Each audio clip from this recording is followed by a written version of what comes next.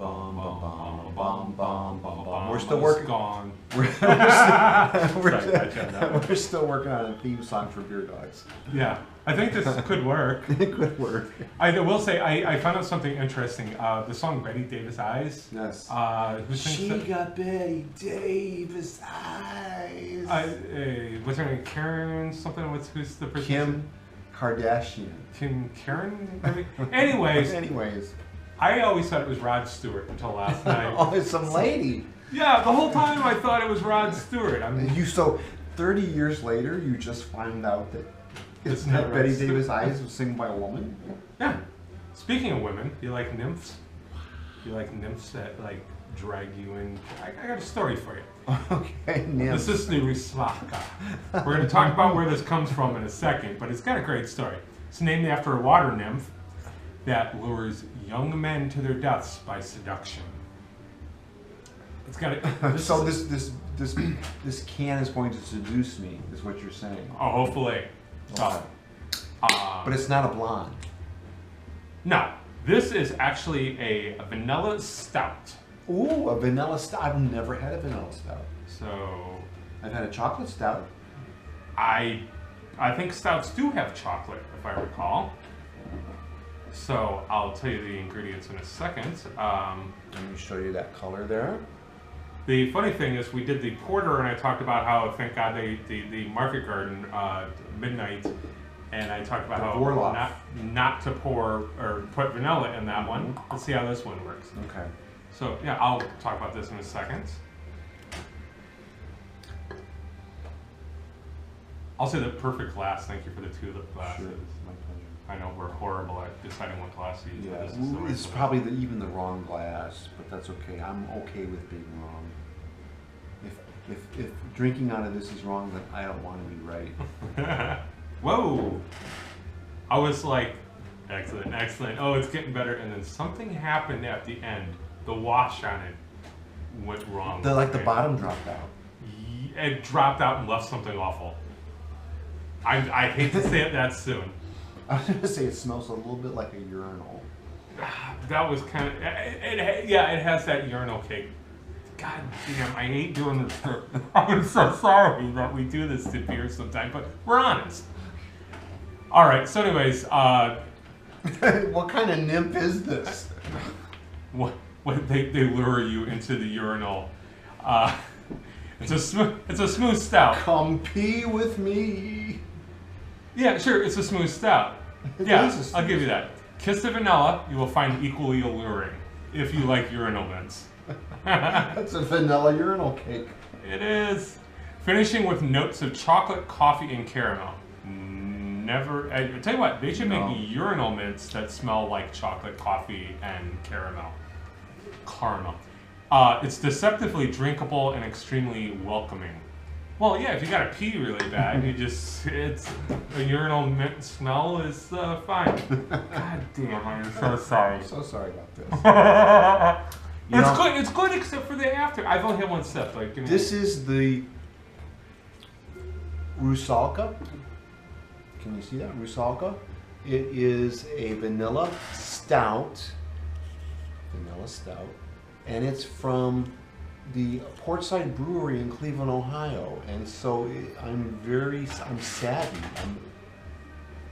I'm almost ready to squirt out a few tears because I am so saddened by the fact that I have got to. The interesting thing is, we both were like Portside Brewery, Cleveland. I've never heard of it. I've never heard of it either. I'm assuming that it's by the side of a port somewhere. Port John. Thank you. We'll see you in 2018. Okay. All right. So we started getting into this conversation. There's so many breweries out there now. There's another one opening in Battery Park. And let's not forget about Basco Brewing. Basco Bridge Brewing. That's going to be opening in Lorraine. Or so they say. Yes. So the conversation was, are all these microbrews going to survive? And I think the simple answer is no. No, they're not. So is the competition going to weed each other out? Or And are the good ones gonna take the market share from like Anheuser-Busch, or is Anheuser-Busch just gonna come in and buy the quality breweries? Okay, do you want my opinion on this? That's why Are you asking my opinion? Question mark. You know what? And if you have an opinion, please include it in the comments below somewhere. But I really think that there are everybody and their brother and their cousin are threatening to open up a microbrewery, or have opened up a microbrewery, or are going to open up a microbrewery. We have microbreweries coming out of our ears. Thank God for the Beer Dogs.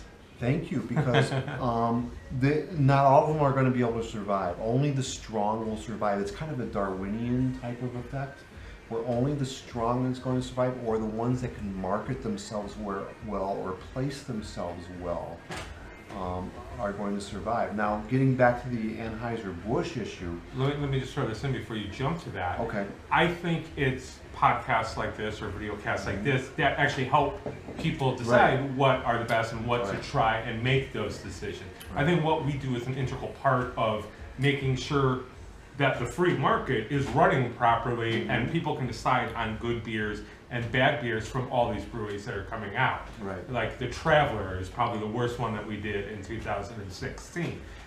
This one, I had 3 excellent beers up to this point. But I think we're playing a very intricate part, and you in the comments and sharing our videos, not just doing that. I could care less. I'm going to drink beer one way or another. Care less if you're sharing the videos for likes. I'm not living that way.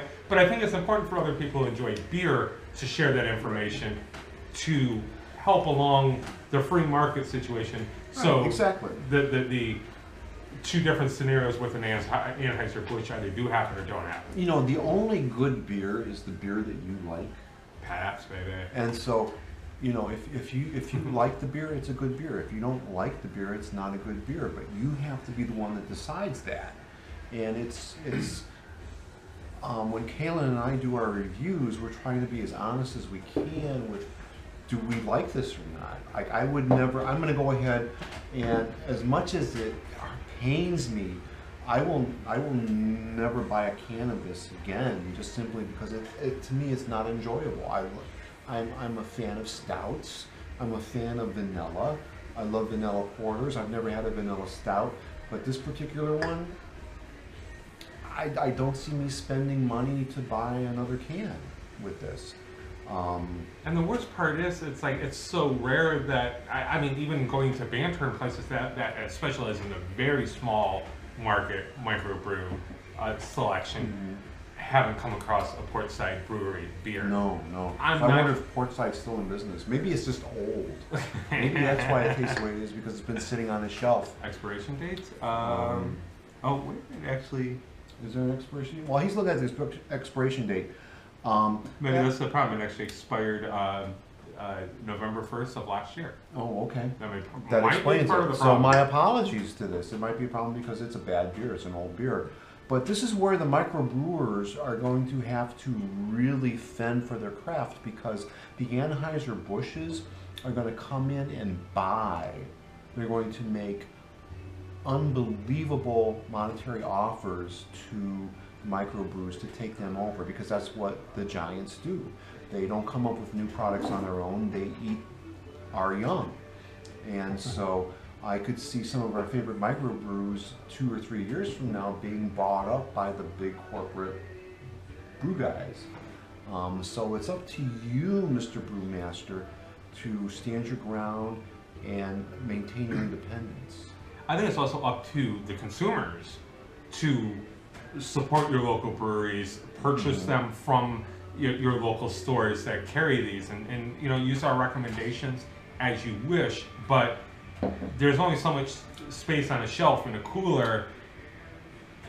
Something like this, you know, I'm assuming we're both going to say let it die, get it off the shelf, and make room for something else we can try. Yes. So I think this is, you know, forget about what we're drinking. I think this conversation has been one of the most germane conversations we've had to what we're trying to do. Exactly. Because you and I are going to sit around and drink beer and talk about it. But regardless. Yeah, regardless, we're sharing it. And we've done this for years and years in the past. Something like this would be like, we're just not doing it again. I think it's really important for us to do what we do, for people to share with other people what beers they like. And I kind of talk about it sometimes when I'm stuck between a buy and a try. Like, get a 6-pack, share it with your friends, see what they think. And normally I make that a buy. These are things that need to happen. A consumer needs to decide what's going to be on the shelf. I mean, like, if you have like the faintest idea of how a free market works, microbrews is it. So I know we're running long on this. Free market guy. Yeah, I know we're running long on this episode. I think what we discussed was really important.